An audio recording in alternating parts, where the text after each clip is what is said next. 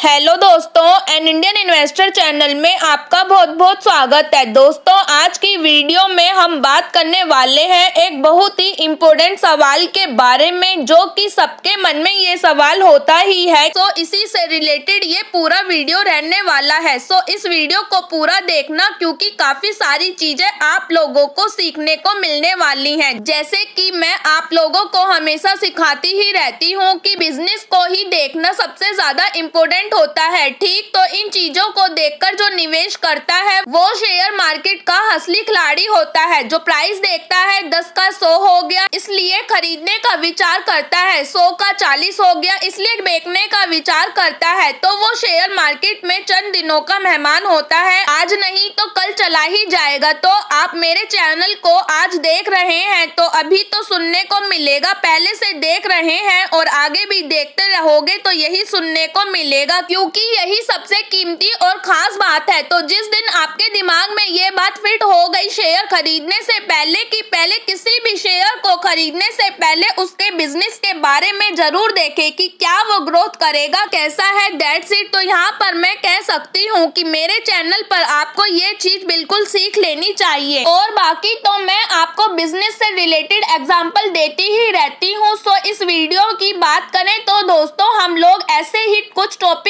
को हम कवर करने की कोशिश करेंगे, स्टडी करने की कोशिश करेंगे। और बाकी तो डिस्क्लेमर कट है ही दोस्तों कि जो भी शेयर्स आपके सामने आएंगे वो सिर्फ एक एग्जाम्पल रहेंगे, कोई रिकमेंडेशन यहाँ पर नहीं है। सो दोस्तों, यहाँ पर मैं आपको एक डायग्राम की हेल्प से कुछ बताना चाहती हूँ कि ये देखिए, ये स्टेज 1 है, ये स्टेज 2 एंड ये स्टेज 3। तो फाइनेंस के वर्ल्ड में तो ऐसी कोई भाषा नहीं है, लेकिन मैं आपको समझाने के पर्पज से बता रही हूँ कि एक वुमेन की साइकोलॉजी जो होती है वो यही होती है। एक बिगनर यानी कि जो स्टॉक मार्केट में है उसको भी यही रहता है कि सबसे ज्यादा वो इन्वेस्टमेंट कहाँ पर करता है, स्टेज 2 में। यानी कि जब वो स्टॉक टॉप में रहता है, यहाँ पर रहेगा 100 रुपए पर रहेगा, तो तब वो उसे नहीं खरीदता है। लेकिन जब वो शेयर स्टेज 2 यानी कि यहाँ रहता है तो चलो खरीद लेते हैं, चाहे वो तब 500 का हो, क्योंकि उस पर्सन को ऐसा लगता है कि शायद से ये अभी 500 का 1000 हो जाएगा। तो ये नॉर्मल सा विचार हर बिगनर को जरूर रहता ही है। और अगर वो स्टॉक 500 से 300 का आ जाता है तो वो उसे बेचने का विचार कर लेता है और बेच देता है। तो इसी चीज के चलते दोस्तों पूरी दुनिया शेयर मार्केट में फंसी हुई है। तो सबसे ज्यादा पॉपुलर सवाल जो है वो कौन सा आता है कि स्टेप 1 की अगर हम बात करें तो कैसे जानेंगे हम लोग कि स्टॉक मतलब स्टेज 1 में है, तो हमें कैसे पता चलेगा। तो इसके पीछे का रीजन मैं आपको पहले ही बता चुकी हूँ कि बिजनेस का नेचर देखना पड़ेगा कि कैसे जो चीजें हैं वो वर्क करती हैं। तो इसे हम एक एग्जांपल की हेल्प से समझे, जैसे कि रिटेल का बिजनेस ले लीजिए। तो रिटेल की अगर मैं बात करूँ तो आप सभी लोगों को पता ही है कि ये एक कमाल का बिजनेस हम लोगों को देखने को मिल ही जाता है। ऐसा क्यों? क्योंकि अगर हम ओपन लेवल पर भी बात करें, जो बड़ी बड़ी कंपनीज रहती हैं किसी भी कंपनीज की, तो आप टॉप 10 या 20 कंपनीज चेक कर लेना, उसमें आपको रिटेल वाली कंपनियां जरूर देखने को मिलेंगी। रिटेल वाली मतलब एग्जैक्टली रिटेल वाली मत पकड़ लेना। इन शॉर्ट अगर मैं बात करूं कि ऐसी कंपनियां जो खुद का कुछ नहीं बनाती हैं, बस दूसरे के बनाया हुआ बेचती हैं। उनका जो बेचने का मीडियम रहता है वो ऑनलाइन या ऑफलाइन हो सकता है, ई कॉमर्स हो सकता है। तो ये जो इस प्रकार की कंपनियां होती है ना दोस्तों, तो इनका जो बिजनेस एकदम कमाल के तरीके से चलते हुए देखने को मिल जाता है। तो जैसे कि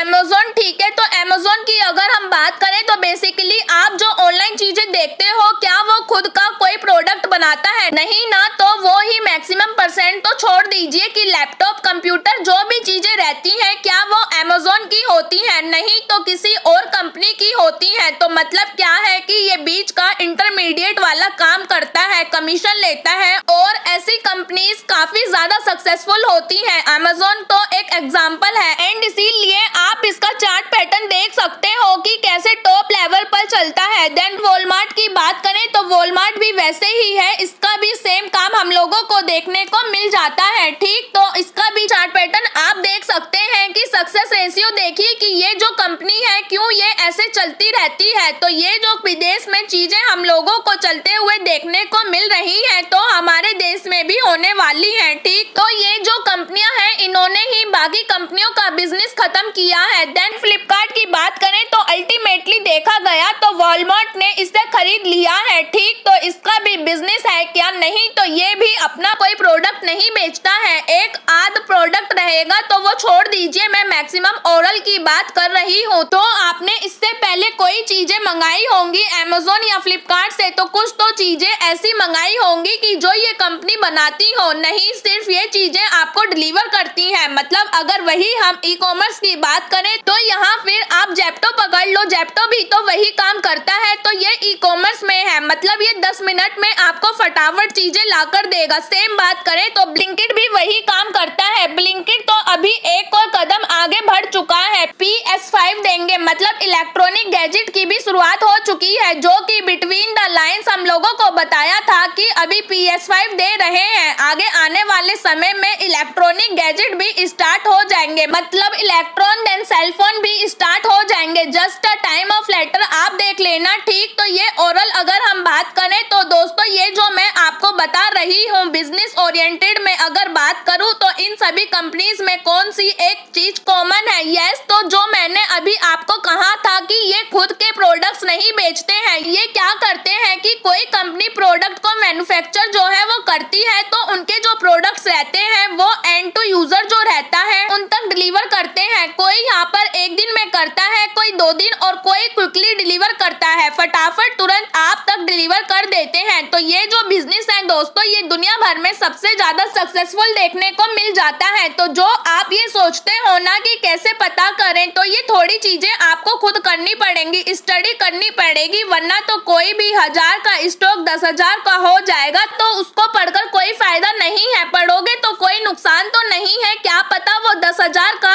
1 लाख हो जाए, बट एकदम लोएस्ट लेवल पर जाना है तो आपका दिमाग भी उस तरह से जाना चाहिए। उसके लिए क्या करना पड़ता है? प्रैक्टिस करनी होती है। अगर आप यूट्यूब देखते हैं तो बिजनेस से रिलेटेड ज्यादा से ज्यादा चीजों को देखने और जानने की कोशिश कीजिए। ठीक, तो काफी अच्छी अच्छी चीजें रहती हैं जो कि आपको करनी पड़ेंगी। कहीं ना कहीं हो सकता है कि उससे कई अच्छा आइडिया मिल जाए, लेकिन ये सब ना करके आप सोचो कि हमें तो बस कोई आकर बता दे कि XYZ लिमिटेड शेयर खरीद लो और उसमें आप पैसा डालकर पैसा कमाओ, तो भूल जाओ कि ऐसा कुछ होने वाला है। तो ऐसे ख्यालों में मत रहना, बेकार है दोस्तों। सो ओवरऑल अगर मैं बात करूं तो इस वीडियो में क्या समझ में आया कि इस प्रकार के बिजनेस करने वाली कंपनियों को बड़ा फायदा क्या होता है कि यस एक इंटरमीडिएट का काम ये करते हैं। देखिए बीच वाला जो ये रहता है ना, एंड इसी से रिलेटेड क्या करते हैं कि कमीशन कमाते हैं। इनका सबसे बड़ा एडवांटेज क्या होता है कि इस टाइप के बिजनेस पर कोई रिस्पॉन्सिबिलिटी नहीं होती है। रिस्पॉन्सिबिलिटी का मतलब तो आप सभी जानते ही है कि कोई जिम्मेदारी इन बिजनेस पर नहीं रहती है। सो कुल मिला के ये इतना सब जो मैंने बताया वो किसके लिए था कि अगर आप पूछते हो कि स्टेज 1 में इन चीजों को कैसे आइडेंटिफाई करें, तो इस प्रकार की चीजें आप लोगों को अलग अलग पढ़नी पड़ेंगी, रिसर्च पेपर पढ़ने पड़ेंगे। ठीक, तो जैसा कि आप सभी को पता है कि इंडिया जो है वो एक डेवलपिंग कंट्री देखने को मिल रही है, जो डेवलप बनने के टारगेट की ओर बढ़ती नजर आ रही है। ठीक, तो वो कब तक बनेगी नहीं बनेगी उस पर हम नहीं जाना चाहेंगे। सो